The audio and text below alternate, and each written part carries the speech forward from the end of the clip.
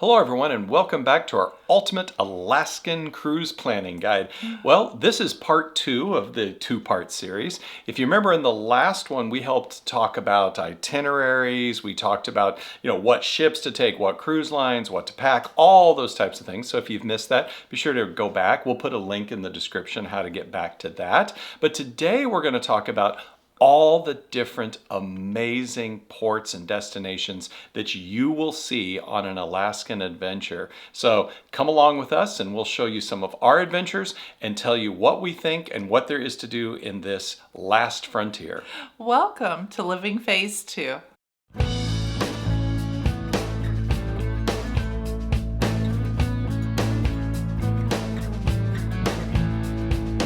Hi, I'm Mike.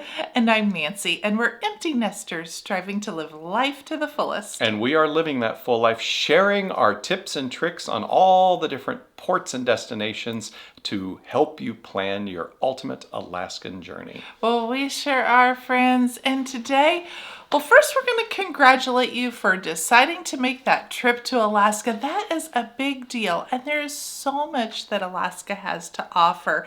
And even in all these ports, there are different things for you to see and do. So we want to hit the most important points and the highest visited cruise ports that you may attend. Well, what we're going to start with is we're going to start where you will start. So the embarkation, debarkation ports, the three major ones, we're going to cover those. We did talk about those a little bit in the last video, but now we're going to look at them as an actual destination. What is there to do there? And, is it a good place to actually tour either before or after your Alaskan cruise adventure? Well, let's start with Seattle, Mike. What is there to see and do in Seattle? Well, it's Seattle. Come on. And it'd be a great town if it wasn't for the Seahawks football team. But no. No. Just because you're a Kansas City fan. No, Seattle is an absolutely wonderful city, and it makes for a really nice cruise destination or a cruise embarkation, debarkation port. Of course, you've got the Space Needle, you've got the fish markets, you've got all the different museums like the Boeing Aviation Museum. It really is a destination that you can enjoy whether you're there on a cruise or not. And it does make for a nice embarkation, debarkation, either before or after your cruise. Right, so go a few days ahead of time or stay a few days at the end so that you can enjoy all that Seattle has to offer. Yeah, now one thing that's a little bit of a warning about Seattle is an expensive city. So restaurants, hotels, etc. can be a little bit pricey there. But that said, it is a wonderful destination and you're really going to enjoy spending a few days in Seattle to get to know this town. Now the second is Anchorage, and if you're on a one-way itinerary on your cruise line, you're either going to stop or begin or end here in Anchorage. Now, take note here, friends.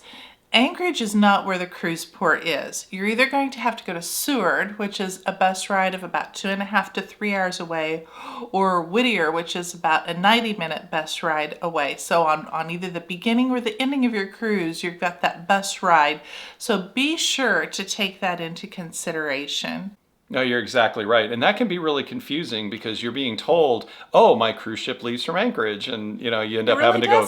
Yeah, you got to go 3 hours away. Now, all that said, there are many companies that will book your a bus ride out to either Seward or Whittier. You can get them on Shore Excursions Group. There's Alaska Cruise Transfers or something. There's lots of those if you just do a quick internet search that can get you from Anchorage out to the cruise port. So what we really do recommend is stay in Anchorage because it's a wonderful city.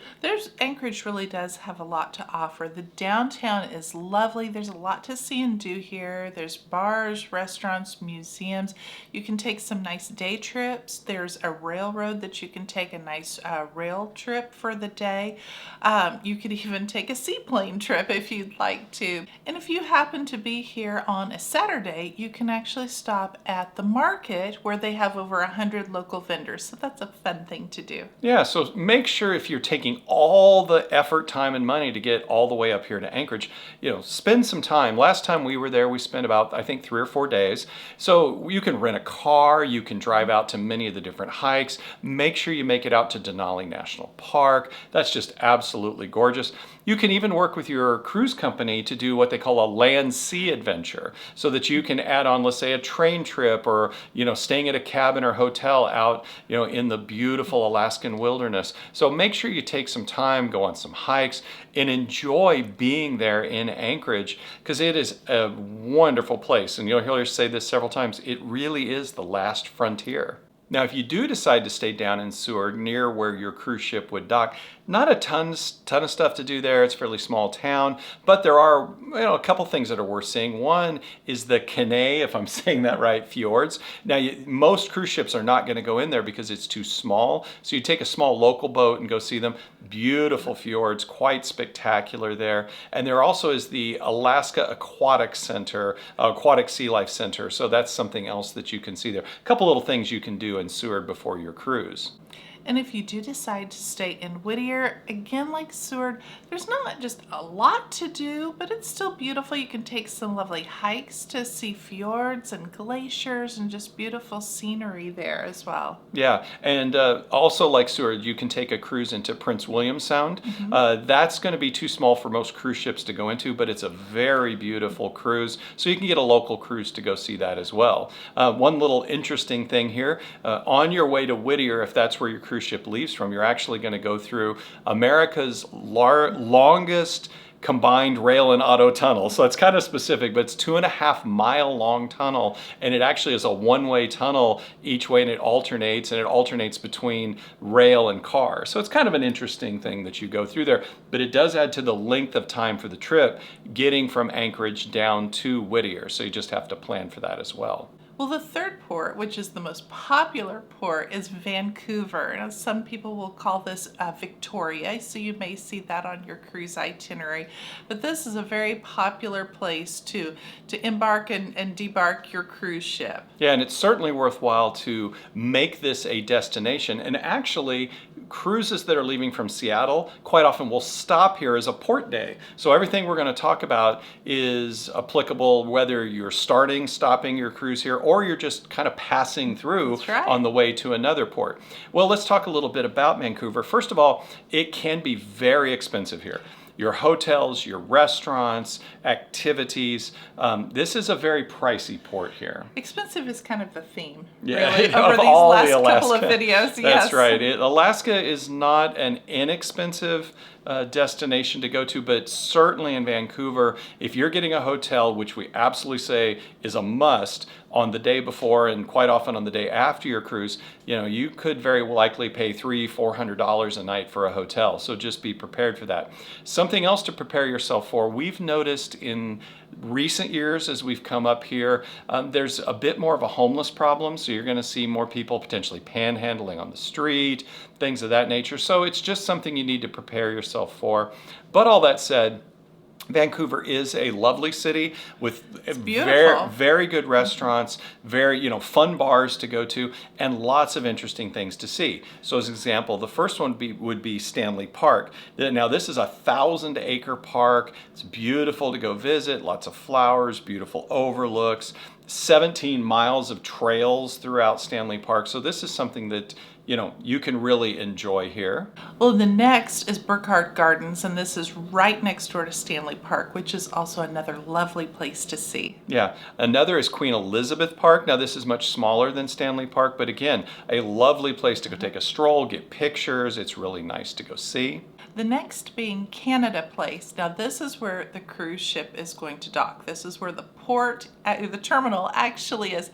There's lots of shops here. There's plenty of restaurants. So it's a fun, lively place to walk around. Right, and in fact, it's maybe its downfall as well. When you have 4 cruise ships in port and thousands of people are getting on and off the ships, plus all the locals coming down there, yeah, it can get very busy in here. So, it's a nice place to go, but just be ready for the crowds.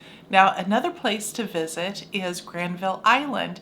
This is kind of an up-and-coming place, a little artsy. There's bars, restaurants, just fun things to see and do. You have to take an aqua bus to get over to see everything, but that'd be worth a stop. Yeah, it absolutely is. That's really a neat area to go explore. And Vancouver has an amazing Chinatown. They have a Asian population that's immigrated there, and they've brought their culture, their food, and everything. So you can get a wonderful Chinese meal. You can do some shopping. So don't miss Chinatown while you're going through Vancouver.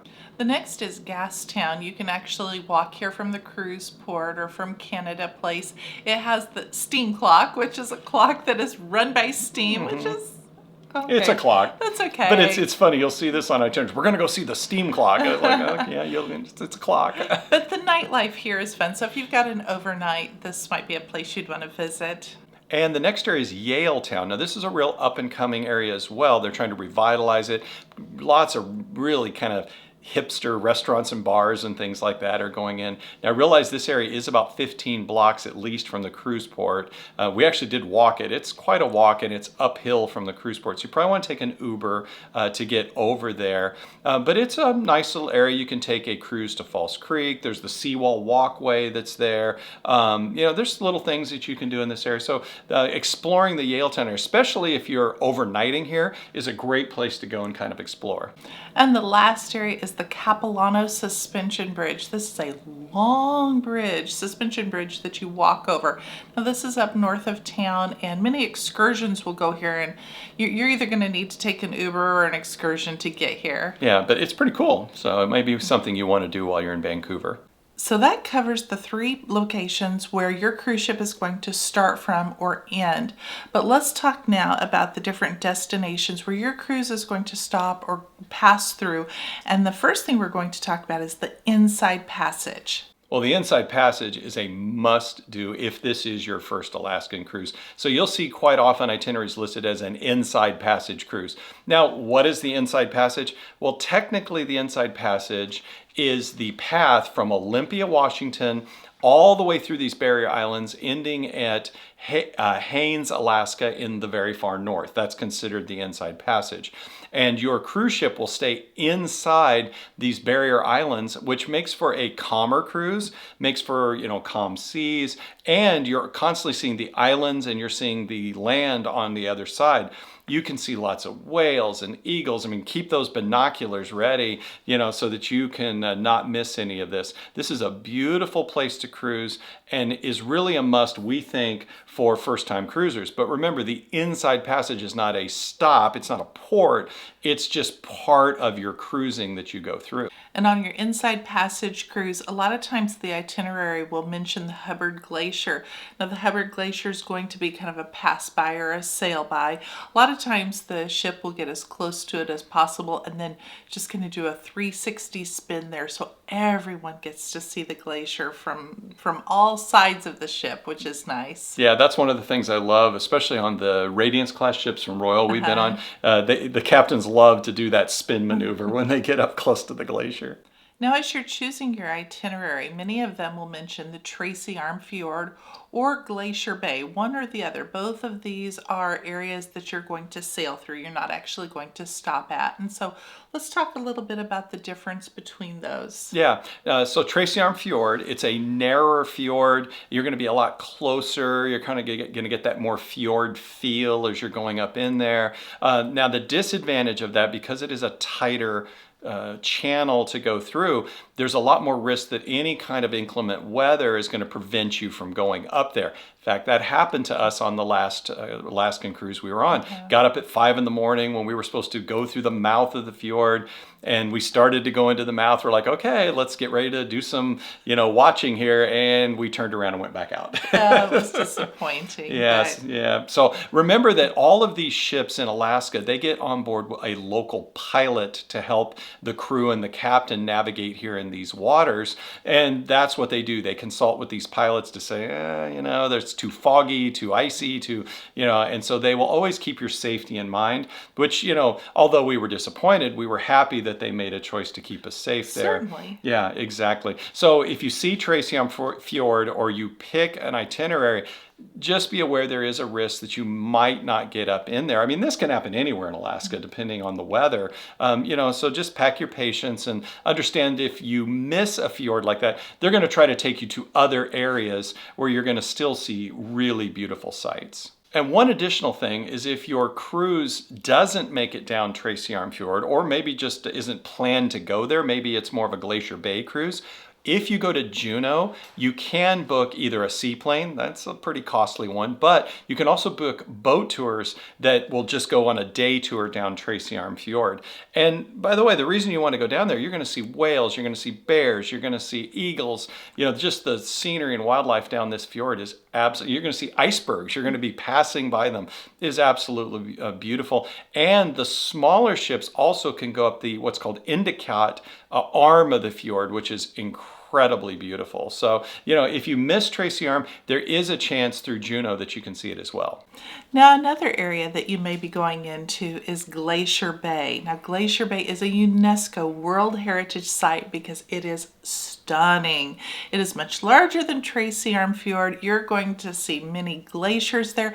There's going to be so many photo opportunities for you here. So this is one, if I'm actually given a choice, I would probably choose Glacier Bay. Yeah, especially if you haven't seen one or the other, this is your first trip, I would agree. In fact, we saw a glacier calve when we were there, and I wasn't able to get the picture, because it happened so quickly, but it sounds like just a train crashing into a building or something. It's just huge and quite amazing, yeah. Yeah, so once again, you'll see icebergs as well, but it's really quite spectacular, friends. One of the drawbacks about Glacier Bay is they limit the number of ships that go in there into that area. So it's not on as many itineraries as Tracy Arm Fjord, but so if you have the opportunity to go, I certainly would take it. Well, now let's talk about the ports of call where your cruise ship is actually going to stop. The first place we'll talk about is Sitka. Now, Sitka has some nice things to offer. The first thing being the Fortress of the Bear. So, friends, if you want to see a bear, this is the place. You're definitely going to see it. Yeah, and especially if you're going on an earlier cruise, your best chance for bear sightings in Alaska are really later in the season when the salmon are running. Earlier in the season, they're not necessarily near all the rivers and things. So if you really want to go to Alaska and see a bear, I agree with you. It is a bear sanctuary. They're helping rehabilitate bears and things like that. But this would be your best opportunity to guaranteed to see a bear. Now the next is the Alaskan Raptor Center, and this is where you're going to see bald eagles. Yeah, again, if you don't want to take a chance of seeing a bald eagle in the wild. Or missing it, yeah. Yeah, they are rehabilitating bald eagles here, and it's a great place to go. And, you are going to get to see up close a bald eagle if you want. And the third is the Sitka National Historical Park. And this park is known for all of the totem poles that it has to show. Yeah. Now, my parents, they went with us on the last time we were in Alaska. They took a trip called The Best of Sitka. We booked it through Shore Excursions Group, I believe, and it went to all three of these. So they stopped at the Bear Sanctuary, the Raptor Center, and the Totem Pole Park, and they loved it. So I think I've mentioned earlier, my dad has a little bit of mobility issues. They took a bus. They took them, right up to where you go. So that was a very easy trip for them to go on. Now, we did kind of exactly the opposite of that, which brings us to Sitka, and many ports in Alaska are great for hiking. So we actually took a Royal Excursion tour that was a hiking tour. There were only 6 of us on this, and it took us out into the wilderness, and it was very pretty.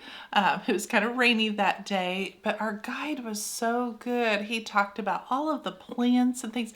If you were stranded in Alaska, you could survive there. He was telling us which ones are edible and which aren't, and it was beautiful. It was fascinating, but it was strenuous. It was one of those that, they mentioned that it's strenuous, and it truly was strenuous, and I felt like I did okay with my hiking poles, but it could be a struggle for some, that's for sure. Yeah, this gets back to, we talked about packing in our last video, and we had our waterproof pants, our Gore-Tex waterproof rain jackets, waterproof shoes, hiking poles, all those things, and we needed it because it rained on us on and off all day. And they don't cancel these in Alaska because it rains. You just need to be prepared for it. But I actually really enjoyed this hike. I would agree with you. Sometimes the cruise lines say, oh, it's a strenuous hike, and it's because, you know, you have to go up 10 stairs to see some church or something. This was like we climbed a mountain to a mountain lake, and, you know, it was really good, and you did wonderful. I was so proud of you. Thank you. But the coolest thing about this hike, and this friends really was so cool, is about 100 yards from us, we saw a bear, and he was catching a salmon. That was very, very cool. And we saw eagles. So even though we didn't go to the parks and the sanctuaries where these things are located, we really saw them out in the wild. Yeah, well, we were actually at one of the last. In fact, I think our cruise the last time we took it was the last of the season. I think it was first week of September. In the fringe season. Yeah, so the bears and the salmon certainly were out, and you're right. That was really cool. Well, there's other things to do here in Sitka. Whale watching would be a lot of fun to do. Some sea kayaking. You could go on a fishing charter boat. Those are a few things. Yeah, and the Baranoff Castle. This one's a little niche, but this is actually the place where Seward's Folly, where Alaska was signed over to the United States, that's actually here as well. So you can go see the place. If you're a history buff, you can see the place where that happened. Well, the next port stop is Juneau, Alaska. This is a major port stop, and there's a lot to see and do. The first being the Mendenhall Glacier. This is really a don't miss stop, and many of the excursions are going to go here. You can either take an excursion, you could take an Uber if you want, but once you get there, you're going to want to hike to the glacier, which is about a mile away. So you're going to need probably, or at least maybe close to an hour and a half to walk there, to spend some time at the glacier, and the waterfall is beautiful, and then to walk back. Yeah, and if you can't make it there, if you don't want to take that mile plus walk there and then back again, they do have a beautiful visitor center with an overlook and viewing center. We mentioned the last time we went with my parents, that's what they did, and they enjoyed it very much, being able to see the glacier from the viewing center. So either one of those, but really, especially if this is your first time to Juneau or Alaska, make sure that you make it out to the Mendenhall Glacier or take a tour that includes the Mendenhall Glacier. Now, another popular thing to do here is whale watching. This is something that we have done here. So friends, this is why you want to pack those binoculars for every person in your party, because you're all going to want to see those whale spouts that are off in the distance, those whale tails, or if the whale breaches. That's just a real highlight of mine, to get to see the whales. I think it's so cool. Yeah, in our last trip there, we got some really good video. We had some great tail, as they say, and no, it was a wonderful trip. And again, hardly any trip, to Alaska is complete without going on a whale watching adventure. Now, many excursions include what they call a salmon bake. And I think this is just a lot of fun. You really did enjoy this. I did. Yeah. It's at a location, it's an outdoor location. There's lots of seating, and they are grilling or baking these salmons. They have a special sauce for them. There's music playing, a little souvenir shop. We're toasting marshmallows. I don't know. I just thought the whole experience was a lot of fun. But then again, we did what was called the Best of Juneau, that included the Mendenhall Glacier, the whale watching, the salmon bake, and I thought that was one of the best excursions we had taken there in Alaska. Yeah, that triple, it was truly was the Best of Juneau. I enjoyed it a lot. The whale watching that we went on was professional and really well handled. They were fun and funny. All of it. They gave us, I would say we were a little rushed at the Mendenhall. We walked pretty fast to get all the way there, get our pictures, and come back. But overall, yeah, I was kind of hesitant on the salmon bake, but I enjoyed it too. Fun. The food was great. And the tables are all kind of covered so that even if it's drizzly or rainy, like it quite often is, you can still enjoy that. So no, I would say even if you aren't doing something that includes a salmon bake, let's say you're just wandering around town, it might be worthwhile, because you can book it independently. Look up Juneau Salmon Bake and you'll know where to go there. You can take an Uber up there and go on your own and just have a really nice meal there. It was a lot of fun. Now, if you don't want to take an excursion and you just want to stay downtown, there's plenty to see and do. There's plenty of shopping here. There's some good restaurants. You had a fun time with your dad at the Red Dog Saloon. Oh, yeah. We're getting actually ready to go back up to Alaska here in a couple months, and it's already on my agenda. I am absolutely That's what we're planning on doing. We're not going to book an excursion. We're just going to kind of wander the streets of Juneau. But I am going to definitely go with some friends to the Red Dog Saloon, enjoy the music, the drinks, and it's just a ton of fun. And what makes it so fun is they've got some musicians that come in and they play, let's say a little racy, comedy music. All the waitresses are dressed up in, gold rush period costumes, and they have a great sense of humor, and, the sawdust on the floor. The Red Dog Saloon really is a don't miss. And the nice thing, your cruise ship is probably in port here in Juneau long enough that we actually did the best of Juneau. So we went to the Mendenhall, did whale watching, ate dinner or lunch at the Salmon Bake, and we still had time to spend about an hour and a half at the Red Dog Saloon. It is a lot of fun, so make sure you add that one to your itinerary. You mentioned restaurants. Tracy's Crab Shack is down here, so if you're dying to get some Alaskan crab, Tracy's is one of the most famous. Now realize it's going to be a bit pricey. If you want king crab legs, kind of with the works, it's going to be $75 to $100 a person. Also, realize that that's not crab season. So crab season runs from October to January in Alaska. And, so here you are probably in July. So you're most likely getting frozen crab. It's still really good. And eating crab in Alaska, there's nothing like it. If you haven't done that, give Tracy's a try. They have 2 locations now in Juneau. She's opened up a second one. But yeah, it's going to be a little pricey, but it's also a fun experience. And a few other things that you can do if you still have some time on your hands is you could go hiking, kayaking, you could go on a fishing expedition, you could go to the Glacier Gardens Rainforest Adventure. And if you wanted a real splurge, you could take a helicopter ride to the glaciers. Yeah, you can go up there. They even have it to where you can ride helicopters to the top of the glacier and then ride dog sleds and things. Now, these are going to cost, hundreds and hundreds of dollars per person. But, if this is your ultimate Alaska trip, it might be worth it to do something like that. And now a helicopter ride, we've said many of the excursions are never canceled in Alaska, but that it does exclude helicopter rides. Sometimes those are canceled due to weather. Yeah, we were traveling with a friend, actually had a helicopter scheduled, and it did get canceled. They were so disappointed. Yeah. Well, our next port of call is going to be Skagway. Now, Skagway, the thing to do here is the White Pass Railway. Now, much like in Juneau, you've got to go see the Mendenhall Glacier. Here you've got to take the White Pass Railway. And we actually, when we were there, we did the bus add-on. So we took the bus up and then we took the railway back, which was nice because then we got to see different things going up and coming back. Yeah, and now there's a couple things you can do here. Your cruise line almost certainly will have excursions to take the White Pass Summit Railway. They are going to be rather pricey. You can go with a company like SEG. They're also going to have White Pass Summit Railway tickets, or you can book directly with the White Pass Summit Railway. So, make sure you look at all these different options to book those tickets. You can literally just walk off the ship, depending on how busy it is in Skagway that day, and go up to the ticket booth and see about getting a ticket. Now, we wouldn't recommend that. We certainly would recommend getting one in advance.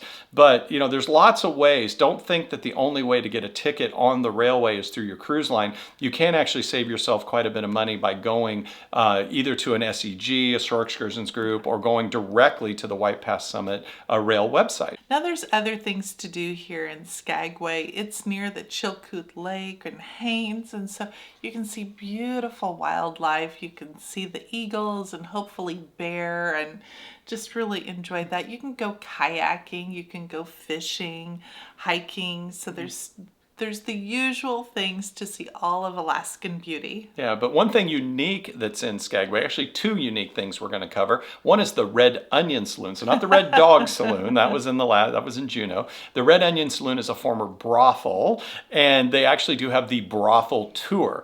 And we took the tour once quite a while ago, and it was really good. We would suggest to give that a try if you've got some time here in Skagway. Also, they have a little bar and restaurant. We actually ate pizza there, and it was really good. So yeah, give that a try. The next port of call is Haines. Now this is interesting. This is the northernmost point of the Inside Passage. This has been the only cruise day I've ever been on that had 2 cruise ports in one day. We stopped at Skagway first for the majority of the day, got back on. We were on the cruise ship for a couple of hours, and then we stopped in Haines, and we were at Haines from about 5 o'clock in the afternoon till about 10 o'clock at night. No, yeah, that was just really unusual. Yeah. But Haines is a real walkabout town. I mean, the downtown is about a 5-minute walk from the port there, and there's shops that are open. I mean, I remember there were children, there were high schoolers who were playing music for tips, and they would have, you could make s'mores, and they were offering that for tips. And so the whole community is just getting involved to build Haines up. They're trying to really grow Haines. But the interesting there for you was the Hammer Museum. Yeah. You probably have heard about this if you've been doing any research on Alaska. The International Museum of Hammers, or the Hammer Museum, is here, and I found it fascinating. You know, it's got kind of a long story we won't go into, but yeah, it's, you know, you go in and it is exactly what it claims to be. It has an entire thousands and thousands of varieties of hammers, you know, and you just don't realize how much hammers are a big deal of our life, but they certainly make that. They have a docent that walks around with you and talks about the hammers. And okay, I'm a geek. I enjoyed it, you know. So if you have any, you know, if you're a do-it-yourselfer, handyman, if you know, any kind of thing like that, a machinist like my father was, you know, it might be interesting for you, but that's probably one of the bigger attractions here. Now, maybe I enjoyed the Hammer Museum so much because the first stop we made was the distillery. So they do have a very nice distillery. You can go in, have a tasting of their wares. You can get cocktails there. Do realize that because of Alaska law, they close, I think, fairly early, like 8 o'clock. 8 o'clock, yeah. So they're not open real late, which made it more difficult with this being a second stop. Now, I've been looking at many of the Alaska itineraries. It doesn't seem like a lot I'm seeing are doing this double stop thing again. Maybe they just realized it didn't work out, because another thing that's really popular to do here in Haines is wildlife viewing. We mentioned that for Skagway. These two ports are very close to each other, and Chilkoot Lake is right there. So if you do go into Haines as a port during the day, chances are what you're going to have an opportunity to do is book going out on a wildlife adventure and a wildlife sightseeing adventure. Our next port of call is Icy Strait Point, which is also Hoonah, Alaska. Now, there's really only a couple of things to do here, and one is to go wildlife watching, and another is to go on the Zip Rider zip line. Yeah, so the Zip Rider is the largest zip rider in the world. You actually start up 1,300 feet up, taller than the Empire State Building, and the zip line itself is over a mile long, and you go over 60 miles an hour. So this is, if you're an adrenaline junkie, this is the thing to you, but you can actually look and see the beautiful Alaska scenery as you're going down the zip line, and so it's kind of a cool thing to go do. And again, you can go and have bear encounters, but that's a little bit later in the season, August, September. You can do some whale watching here. So some of the standard wildlife. Yeah, fishing charters, those kind of things. You find those you'll notice a repeating theme here. The fishing, the bear encounters, whale watching, that's in almost every port here. But we're at least bringing it up to know that it is an option here. Well, so now let's talk about Ketchikan, which is also Ward Cove. Once again, this is the theme. The best thing to do here is wildlife watching. There's so much to see, so many animals here, the bears, the whales.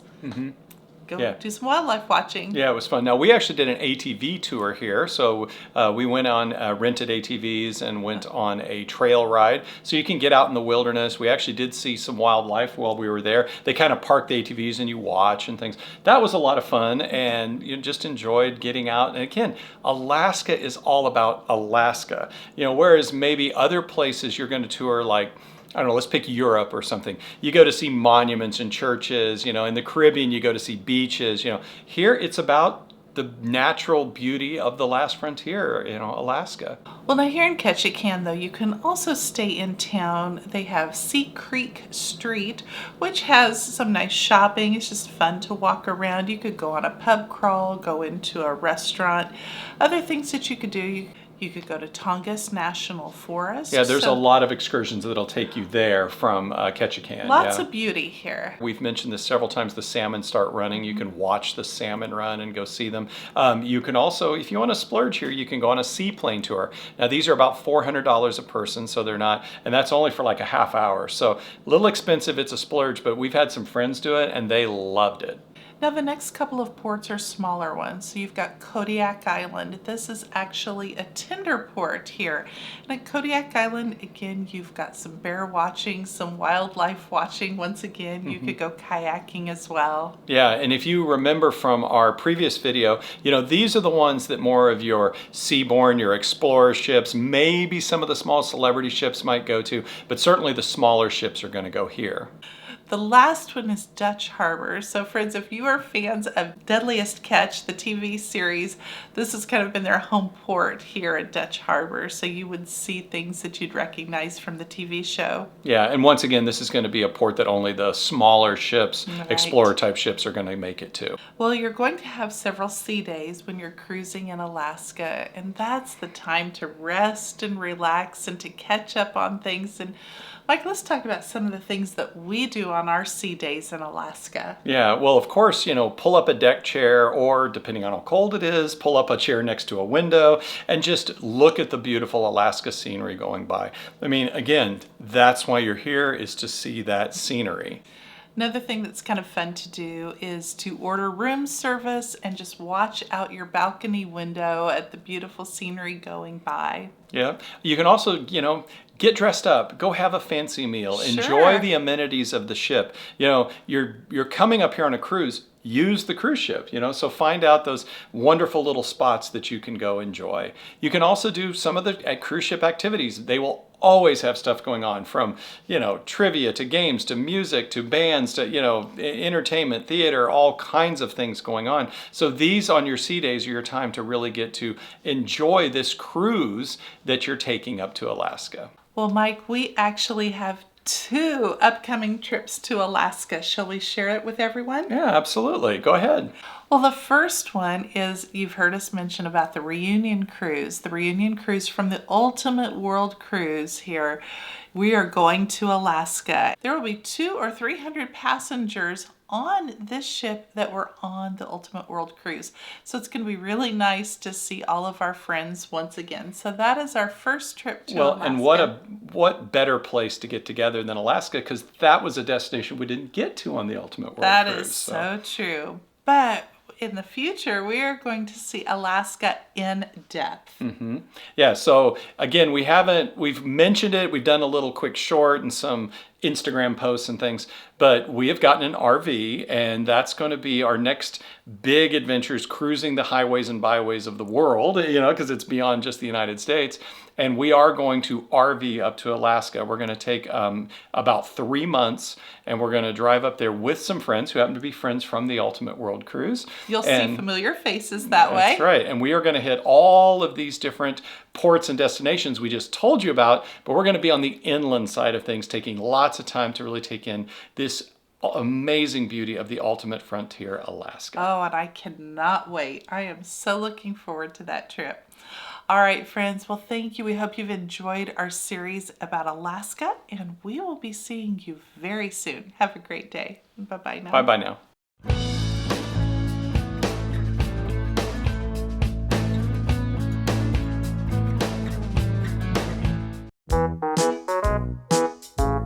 Larger area than Tracy Fjord. Hold on. I don't. Well, now let's talk about the courts of Paul. The courts of Paul? Is this something that was set up by Paul the Apostle? The courts of Paul. Oh my gosh. Okay. Now listen, if you don't take a tour... No, you listen. You right there, you listen to me. You're turning into mommy. That was funny. Oh my goodness.